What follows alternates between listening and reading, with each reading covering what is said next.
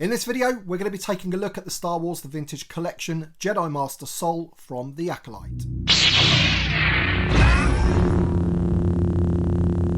Collectors, and welcome to another Bossk Bounty video. And as I mentioned in the intro, I'm going to be reviewing the Star Wars The Vintage Collection Jedi Master Soul from the Acolyte. I had the great pleasure of opening this figure at MCM Comic Con at the weekend, and now we have it here for review. So with all that being said, if you do happen to enjoy the video, hit the like button, subscribe if you're new, and let's take a look at the card back first of all. Okay then, so this is the first time that we have seen the Acolyte logo on a Vintage Collection card back, and we've got Jedi Master Soul there in the name pill. They're using that deep purple colour for the name pill and behind the figure there, and there he is in the bubble looking pretty cool. Nice image of the character. Now, of course, unless you've been fortunate to go to one of those advanced screenings or anything like that, all we've seen of this character is what we've seen in the trailers so far, and I'm not prepared to really judge a program or a film on a trailer necessarily. I would say there are elements of it that I'm a little bit iffy about, but on the whole, I thought it looked pretty good, quite exciting, and I'm open to seeing what it's going to be like in full.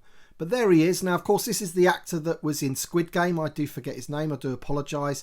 But he was very, very good in Squid Game. So if he's as good as he was in that, in the Acolyte, then he's going to be a pretty cool character. He is called Jedi Master Soul in the show. And there he is in the bubble. I'm hoping that that's going to be an all-new figure, all-new Jedi sculpt. I'm pretty sure it is.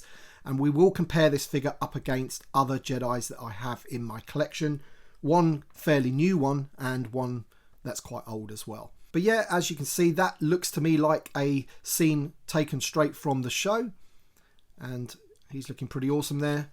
And on the back of the card is VC329 in the line. You can see another image there with the figure out of the packaging, and the little write-up there says, set at the end of the High Republic era, a former Padawan reunites with her Jedi Master to investigate a series of crimes, but the forces they confront turn out to be far more sinister and personal than anticipated.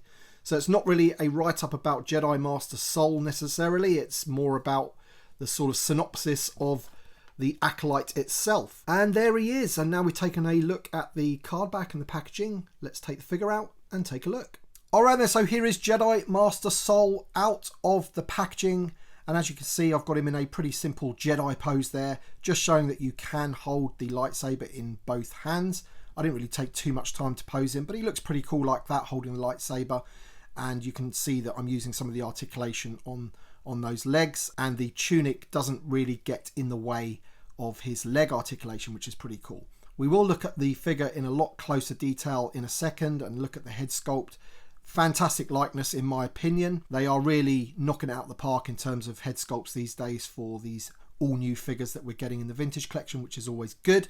And the robe has some interesting details about it as well, namely that the hood is pinned down ever so slightly with a bit of thread, which I'm guessing if you wanted to, you could cut.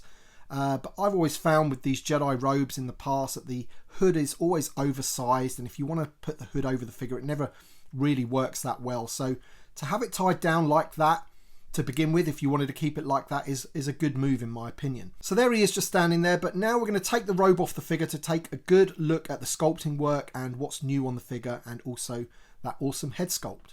Okay, so first of all, before I take the robe off, I'll just give you a good look at the Jedi robes. So I'll show you the hood that I was talking about there. So you can see that seam there, but I think that's okay. And the way they've pinned it down, you'll just see if I lift that up, it's pinned down there. Now, I know other figures have had their hoods pinned down before, but usually it's further up near the top of the hood. They've actually pinned that down close to the bottom of it, so it lays really well over his shoulders.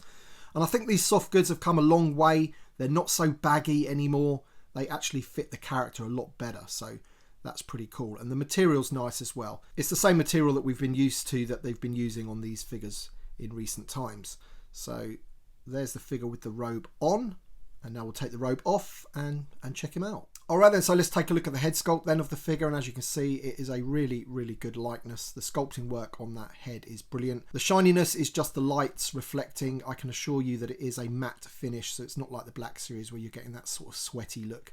It is a nice matte finish on the paintwork, and once again, as I say, I think they've got the paint applications done really, really well. The eyes look fantastic. I mean, they're getting so good at this now, considering how small these figures are. And then you can see the hair sculpted there, which is great. You've got that classic Jedi sort of bun, ponytail at the back there. And they've just done a fantastic job of sculpting all that in. Just see that there? He's pretty cool, isn't he? Okay, so yeah, here's the figure itself without the robe on, and as you can see, he's got that sort of mustard colour tunic over a sort of beige shirt, if you like. This piece here is completely separate, very much like other Jedi we've had in the past. So the belt is sculpted in, and then the lower half of the tunic is sculpted in, which attaches to it. So if you were to boil and pop the figure and pop the torso off, then this whole piece would come off. If I just lift up the arm, you'll be able to see that moving around a bit more. He has the split up there as well, which obviously aids the articulation of the legs and the hips, which is good. He has the lightsaber hilt, which plugs into the side. I'll show you that in a bit more detail in a second. But I just wanted to give you a bit of an overview of the figure without the robes on, so you can see him. He looks pretty cool. He's got Jedi boots. And yeah, he looks pretty awesome. Do like those gauntlets painted silver. If only Hu Yang could have been that silver, that would have been perfect. But just shows you that they can do nice silver paint applications. And then the back of the figure there, you can see, as I said, this is all soft vinyl plastic, so it's not going to get in the way. They haven't given you any soft goods underneath like they did with like Mace Windu and figures like that. But this whole piece is quite durable and moves around, and it's not going to hinder the articulation in any way. In terms of the articulation, the head is on a double barbell. Now, you don't get as much range of motion as you do with some other figures because of the hairpiece. It's hitting on the shoulders there, so you can't really do too much tilting, but you can get plenty of that sort of movement where you go forward and back like that on that double barbell, because you've got the pin in the neck and then one in the head. He has the hinges at the shoulders, they go all the way round, and the hinges at the elbows are actually pretty good. They go a little past 90. There's those gauntlets again, which look pretty good. And of course, you've got hinges at the wrists, which also swivel. The torso is very, very good indeed. That's on one of those balls, so you get plenty of range of motion with there. You have those new style barbell hips. You've got the split cut at the thigh. We have a knee joint which goes just above 90, and then you've got the rocker hinge at the bottom, which is great on that ankle. So there he is, looking pretty cool. So I'm just wondering, let me know your thoughts in the comment section below if you feel that they could use this Jedi sculpt for other Jedis, maybe from Attack of the Clones. I'm guessing that they all have different belts and things like that, so maybe, you know, the top half and the legs can be used, and then they just resculpt this piece that goes on for all the different Jedis. That seems like something that I think that they could do, which would be great if they were to do that and give us lots of different Jedis. So we've taken a look at the figure with the robe and without the robe, and we've gone through the articulation. We've had a look at the head sculpt. Now let's compare him against some previous Jedis that we've had in the line. One of the figures that I'm going to be comparing him against is the Mace Windu, and I just wanted to keep him like this because you can really see the hood. This is what I was talking about. That hood is pinned down ever so slightly at the back there, but not anywhere near the top. So it just never really sits that well. And if you wanted to put it over his head, it just looks ridiculous in my opinion. You know, for these to really work, you need some kind of wire in the edge of the hood there. So I feel what they've done with the Jedi Master Soul, where they've actually pinned it down and it drapes over the shoulders, I think that's loads better. And you can also see that this one's just oversized, it's baggy. So I just think they've improved them massively. Alright then, so here is Jedi Master Soul compared against two other Jedis that I have in my collection. We've got the pretty old Mace Windu there and a fairly new Obi-Wan. This is the best Obi-Wan that we've got. This is the one that's from the 2-pack with Darth Vader, the Showdown Obi-Wan if you like. And as far as I'm aware, the upper torso of that figure is all new. I think it's all new apart from the legs. I think the legs were used on the two other Obi-Wans that we got from that series.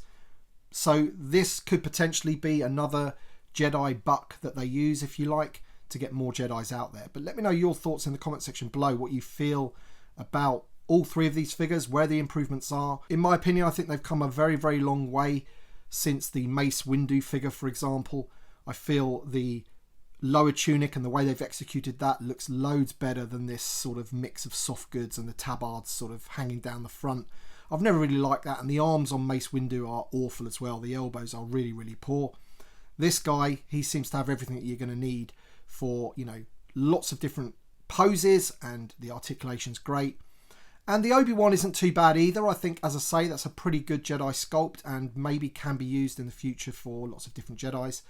But I think maybe with these two going forward, these two upper bodies for sure could be used for future figures. And now we take a look at Jedi Master Soul's lightsaber. So this is exactly the same as the hilt. Basically, the hilt just plugs in. It's got a little pin on it that you can plug into his belt.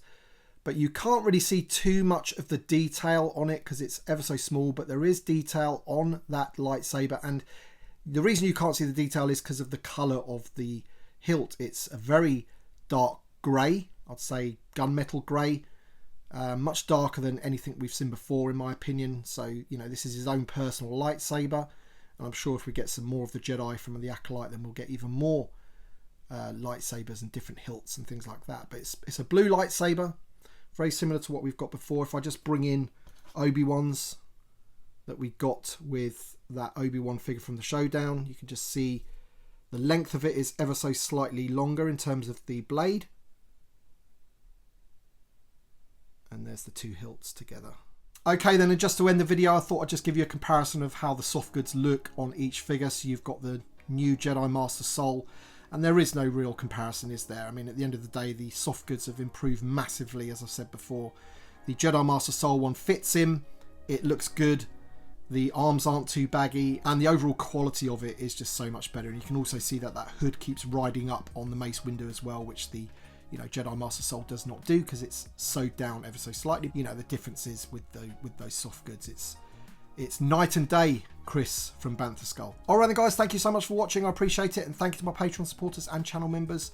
Your support means a great deal to me as always, so thank you so much. Let me know your thoughts about this figure in the comments section down below. Thanks so much for watching everybody, and we shall see you on the next one.